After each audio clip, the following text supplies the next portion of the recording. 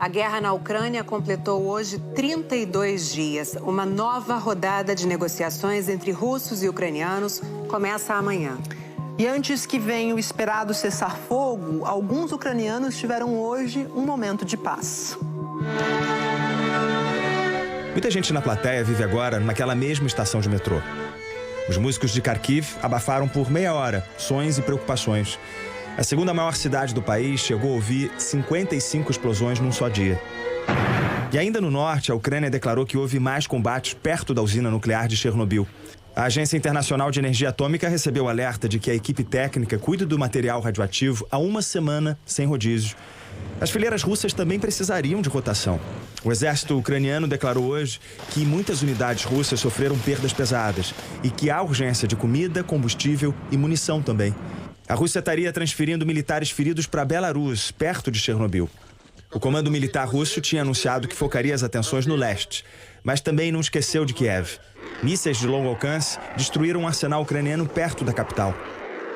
Reino Unido e Ucrânia enxergam certa paralisia na ofensiva russa. O chefe da inteligência militar ucraniana disse que a Rússia tentou dominar o país inteiro, mas agora tenta dividir a Ucrânia em duas, como aconteceu com as Coreias. Mas as tropas ucranianas prometeram usar táticas de guerrilha para resistir no território ocupado. A Ucrânia anunciou que matou mais um general russo. Seria o 7º na guerra. A Rússia promove alguém de patente mais baixa para manter mais ou menos 20 em campo. Analistas especulam que a inexperiência de tropas force os generais a irem para a linha de frente. Mas Vladimir Putin vem dizendo que tudo sai como planejado. Ele agradeceu hoje aos militares pela máxima coragem, profissionalismo e competência. A população russa tem dificuldade de acessar outras versões. O presidente da Ucrânia deu hoje a primeira entrevista a jornalistas russos desde a invasão. Mas a agência de vigilância de comunicações ordenou que a imprensa não transmitisse a entrevista na Rússia. A próxima rodada de negociações recomeça amanhã na Turquia. O presidente turco pediu hoje, por telefone, um cessar-fogo a Putin.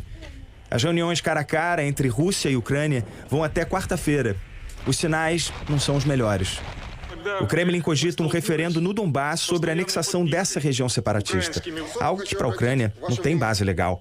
O referendo que o governo ucraniano propõe é sobre ficar de fora de qualquer aliança militar, mas só como uma parte do acordo de paz.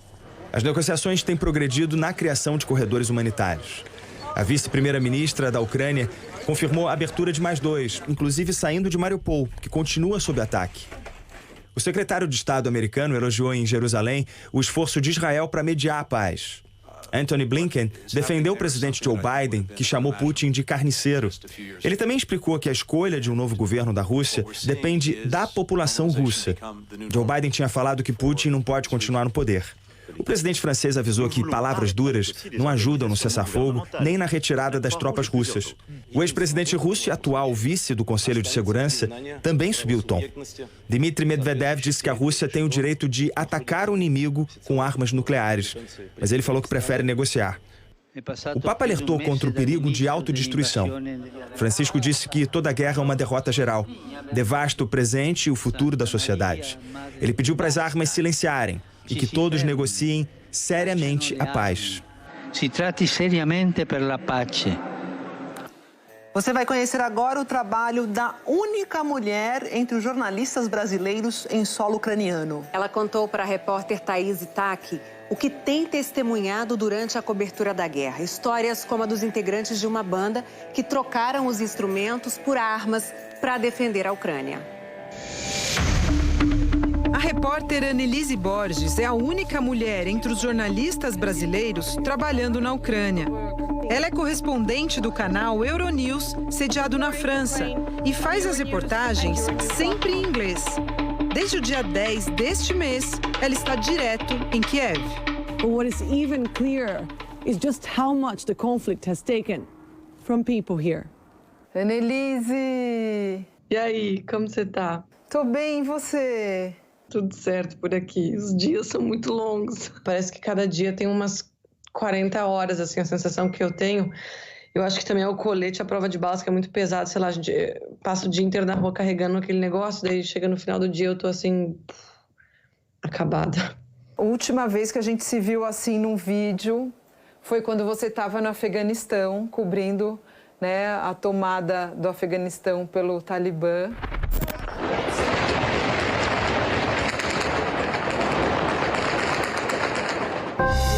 A jornalista conversou comigo de um hotel em Cabul, a capital afegã, em setembro do ano passado.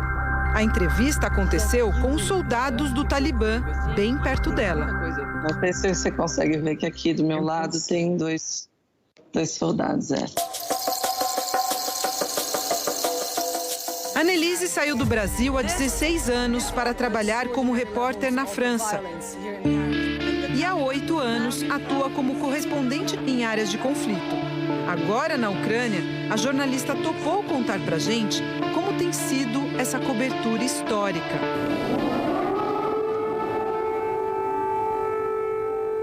Na capital ucraniana, o som das sirenes é constante. E de explosões também.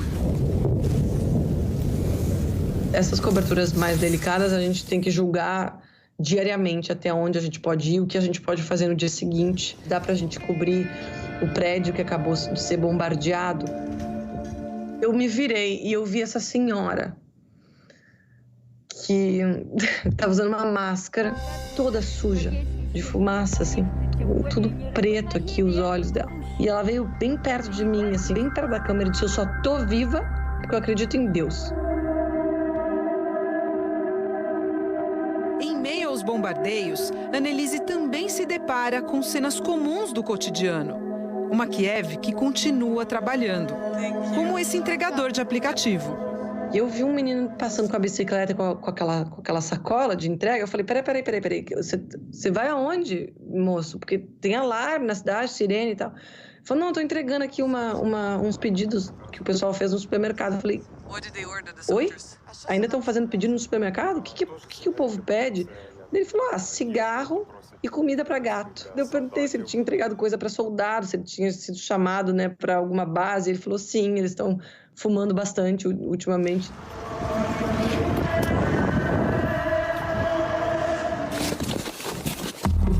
Em janeiro deste ano, antes da guerra começar, Annelise foi para a região de Donbass, no leste da Ucrânia, onde o conflito armado entre as forças separatistas russas e o exército ucraniano acontecia desde 2014.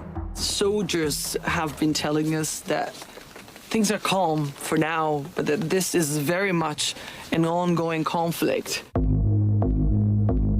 Nas trincheiras de uma frente de combate na cidade de Popasna, ela conheceu Vlad, um soldado de apenas 22 anos que tinha o sonho de ser médico.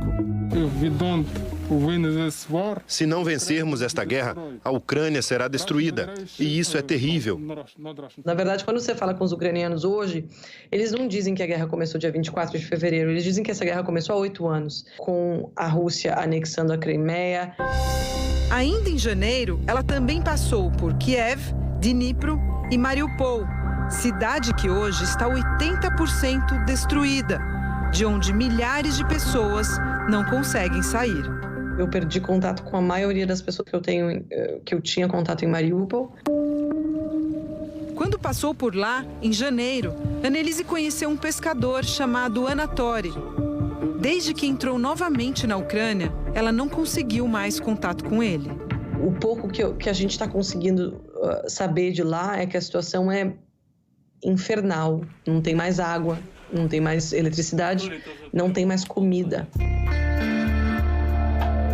Annelise conta que quando esteve pela primeira vez em Kiev, no início do ano, a cidade era animada, cheia de vida. E quando eu voltei, é uma cidade barricada, onde pouquíssimas pessoas andam pela rua. Ao voltar à capital, já em guerra, ela retratou a rotina de um hospital psiquiátrico. Mais de 1.000 pacientes estão sendo atendidos aqui. Muitos foram transferidos de outras cidades. Por isso, o hospital está com a ocupação acima da capacidade. Nessa reportagem, Annelise conta que muitos funcionários decidiram se mudar para o hospital com suas famílias. E assim eles ficam com os pacientes 24 horas por dia, 7 dias por semana. No subsolo de um prédio residencial, ela viu a rotina de bebês que ainda esperam para ser levados para casa. São filhos de barriga de aluguel. Já vi entrevistas tuas com crianças também. E eu sei que você tem uma conexão forte com elas. Como é que está sendo olhar para essas crianças, olhar para essas mães? é devastador. A questão das crianças, para mim, é muito difícil. Um médico contou para Annelise o relato de uma criança que perdeu a mãe na guerra. Depois ele tinha virado pro pai dele e dito que ele queria comprar uma mãe nova, porque senão ele não ia ter como ir para a escola. Meu Deus, gente. As crianças não tem como elas entenderem o que está acontecendo, se nem os adultos entendem, né? Mas o que eu tô reparando é realmente um medo e uma revolta quase que universal, assim. As pessoas são muito tristes, com muito medo, mas muito bravas também. E é esse desespero, essa angústia que cansa, sabe? E tentar achar sentido nisso para contar uma história é o maior desafio que eu tenho vivido aqui. E milhões de ucranianos também procuram sentido para a própria história em meio à guerra. Às vezes ela começa em cima de um palco e termina no fronte de batalha. 5 integrantes de uma banda muito famosa no país, chamada Antitila, desceram dos palcos e agora estão fardados como voluntários do exército pelas ruas de Kiev. Foi extremamente surreal de encontrar esses meninos que estão acostumados muito mais com palco e microfone e shows de televisão. Eles pareciam ter envelhecido assim, uns 20 anos. Ela conta que 3 integrantes da banda estão na linha de frente. Outros 2 ajudam na logística. Em 2014, a Rússia anexou a Crimeia e iniciou atividades criminosas em Donbass. Terminamos a nossa turnê e começamos a fazer trabalhos voluntários. Nós nos juntamos ao exército ucraniano antes da guerra. Nós somos pais. Eu tenho 3 filhos, Taras tem 3 filhos, Dima tem 1 filho. E nos primeiros dias de guerra, mandamos nossa família para fora de Kiev por segurança. E uma grande surpresa do videoclipe da música Lego, um dos maiores sucessos da banda, é a participação do maior símbolo da Ucrânia desde que a guerra começou. O presidente Volodymyr Zelensky, que na época ainda era ator.